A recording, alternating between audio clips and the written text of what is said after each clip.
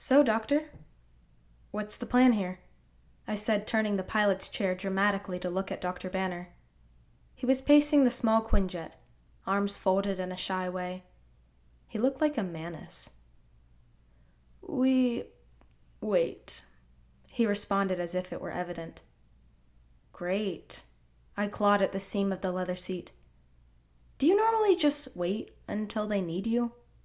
He looked at me like a professor would to a student who's not understanding the matter at hand. Yes. And he resumed his pacing. Isn't that boring, though? I said. His eyes darted towards me. I mean, you would be far more useful out there with them than in here with me. He rolled his eyes as if he didn't want to share his reasons. Hell, I would be more useful out there with them than in here, I muttered. We are the last resource, he explained. If Ultron escapes, we need someone ready to fly and take him down. He paused for a second. And I'm only going in if there's a code green. One of the seams broke and I panicked. I tried to place the leather back together, but there was no use. I stood up and coolly walked over to another seat. A cheaper-looking one. If Mr. Stark ever asked, I had nothing to do with his torn seat. So, code green, I repeated, praying that he hadn't noticed the little accident. What does that mean?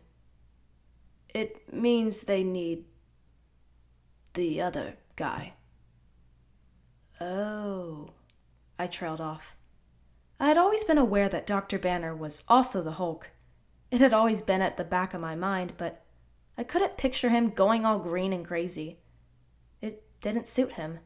Most of the time, he either behaved like a mouse or like a spiritual guru, always calm and centered.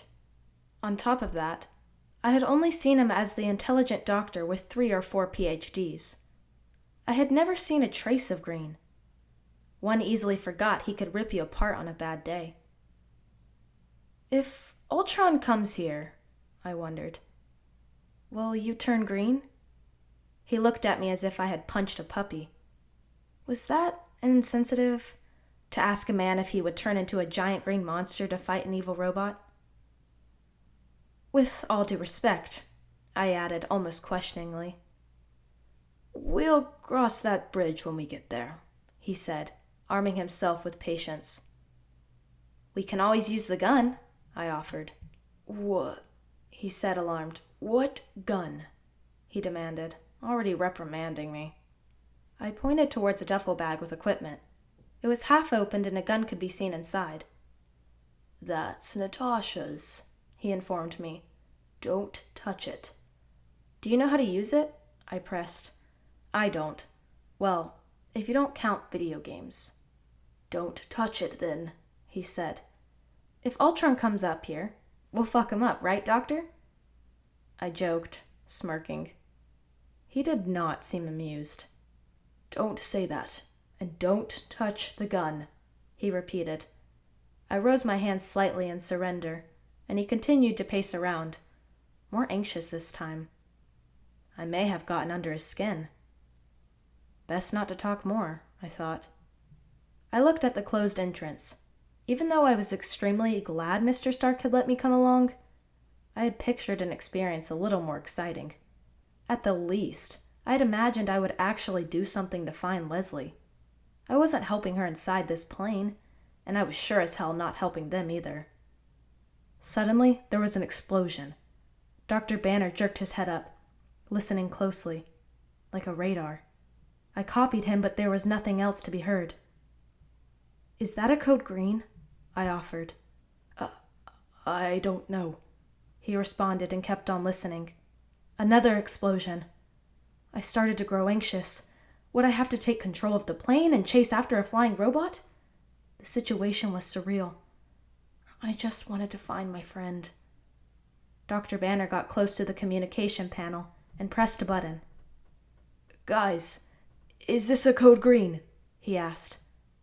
All we got was static. Then a faint, yes, came through. But I felt unsure. Something was wrong. Dr. Banner opened the door of the Quinjet. I stood up to stand next to him, and we looked towards the ship where the Avengers had gone to look for Ulysses Claw, and, luckily, Ultron. There was someone else out there, in the distance. "Who are they?" I asked, squinting my eyes all I could. But I only saw blurs. This was not the time to realize I may need glasses. "The twins," Dr. Banner said. "They are enhanced." "Enhanced?" I frowned. "What do you mean in a flash?" They were a few meters away from the plane. The guy was carrying a girl in his arms. He set her down on the floor, and both of them started to walk towards us. "Doctor?" I said, alarmed. I took some quick steps back, and my left ankle met the duffel bag. I looked down. The gun was there. At that moment, having watched 4 seasons of The Walking Dead seemed like more than enough training to know how to use a gun. I grabbed it with haste and headed back out. This wasn't going to be a code green if I could avoid it. I'd rather face freaks than monsters. I put myself in front of the doctor, on the ramp, and pointed the gun at them. "Kira, what are you doing?" Dr. Banner said, clearly alarmed even though he didn't move to stop me. They were at a close enough range that I could take a good look at them. The guy had silver hair and was tall and slim, and the girl had her brown hair pulled into a low ponytail. She looked like she was going through a dodgy emo phase. But they couldn't be much older than I was. What the hell were they doing here? Safety off, safety off. That was all I could think about. I looked at the gun but didn't find the safety. "Rick, you taught me nothing," I thought as I mentally slapped myself. I pulled back the chamber of the gun as far as I could, like I had seen in so many movies. I guessed that would charge the weapon. I had no idea anymore. I just prayed for the best. "Stop," I said as determined as I could, raising the gun. They didn't stop, though. I grabbed the gun with 2 hands to steady myself. I was trembling. "I'll shoot," I warned. They didn't stop. I pursed my lips and pulled the trigger. Nothing happened. No sound, no bullet, nada. I looked at my hand and there was nothing there. I was tugging empty air. Was I crazy? I realized that the gun that had in fact been on my hand was now being held by the guy, who was smiling at me in a smug way. But he wasn't pointing the gun at us. He was just there, staring at his sister. And the girl, that scary bitch, was coming closer and closer in a predatory manner. "Doctor? Code green," I said, taking a step back. "Code green." He pulled me behind him and walked till he was off the ramp. The twins stopped and they waited. The silence was total. Dr. Banner wasn't moving. I didn't think he had counted on the twins stopping. Would he turn if they didn't attack? What was he waiting for? "You can still leave," Dr. Banner offered amiably. "I don't want to hurt you." It somehow broke my heart a little. He was willing to hurt them, but he really didn't want to. He would give them every opportunity to walk away. "Don't worry," the girl said with a thick East European accent. "You won't." She started to massage the air with her hands, and red glowy clouds of energy started to form on the space she was creating. It was amazing and terrifying at the same time. Every nerve in my body was screaming at me to run. Take the plane maybe and leave this place and these people behind. Fuck them. The Avengers could deal with that weird poltergeist themselves. I was just a programmer. The weirdest things I could find could be solved on Stack Overflow. This was alien. I hadn't signed up for this. But I couldn't move. And I couldn't look away. What was happening in front of me, this magic, was unbelievable. She threw a bullet of red energy at the doctor, and he was pushed back some steps. I tensed up. He was clenching his head as if it were about to explode. "Dr. Banner?" I asked, taking some hesitant steps towards him. "Don't!" he yelled at me, raising a hand in my direction. I stopped dead on my tracks. He bent and fell to the floor, and he contorted in pain. I stared in horror without knowing what to do. He darted his eyes towards me one last time. They were surrounded by red clouds. Then they turned green.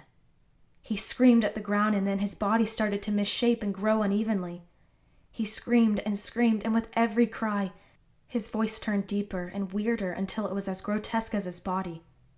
He turned big, and green, and monstrous. I was afraid to move, to breathe. Dr. Banner was gone. I knew that. And it had been replaced by the Hulk, the creature I had both feared and wanted to see. The strongest Avenger. "Dr. Banner?" I whispered. He snapped his head towards me and roared. He stood up growling and roared at me again with all the fury he could muster. All my blood left my face, and I immediately felt lightheaded. I darted my eyes toward the duffel bag, but I couldn't see any more guns. For what little they would have helped me. Run, I thought. But what for? He would catch me in mere seconds. He took a step in my direction, but then another bullet of energy caught him. I looked at the girl. She was trying to control the red cloud around around Hulk. She looked extremely pleased with herself. And then Hulk turned around and just fucked off. He just ran into the distance as if commanded. I stared dumbfounded while he left. What the hell was going on? And then we were alone.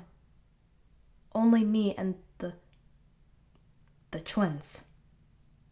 I looked at them, not really knowing what to do. Saying that guy was fast was an understatement. He was very fucking fast. So closing the door was a plan that would probably fail. And the other one? I didn't even know what the girl did. "Okay," I muttered and offered. "I'm just gonna go." "You tried to shoot me," the silver-haired guy said, gesturing at me with the gun. "I don't even know if that thing has bullets, man." I defended myself, putting my arms slightly up in surrender. He pointed towards the sky and shot. The short, strident sound quickly broke the silence of the clearing we were on. It even scared the sister. We both jumped, surprised. I stared at him, dumbfounded. "Okay, I didn't know if that thing had bullets," I corrected myself. As if on cue, the girl started to walk towards me again. She seemed like she was enjoying herself. It was good that at least one of us was having fun, I guessed. She really looked determined, that was for sure. I took some steps back, but there was really no place to run. They were already too close. "What the hell are you gonna do?" I yelled at the girl. "Take a peek inside your brain," she responded, never stopping. "The fuck does that mean?" I demanded. I had to do something to get out of there. Maybe I could run for it and get help from the rest of the team. I hadn't heard from them in a good while. Well, maybe running wasn't an option. I had to improvise. When she was at reaching distance, she started to go all Super Saiyan again. Red energy oozed from her hands, and I knew what was coming. But I had no desire to join Dr. Banner in his delirium. So I grabbed her arm and, using my body as a foothold, I rose her and threw her over me like Agent Romanoff had done with me way too many times. I turned myself towards the door to make a run for it, however bad the idea was, but instantly found myself pushed to a wall by strong hands and a whoosh of gray hair. All my air left me, and I was pinned to the wall by the Soviet version of Speedy Gonzales. The Maximoff girl stood up with some difficulty. She didn't seem amused anymore. She looked pissed.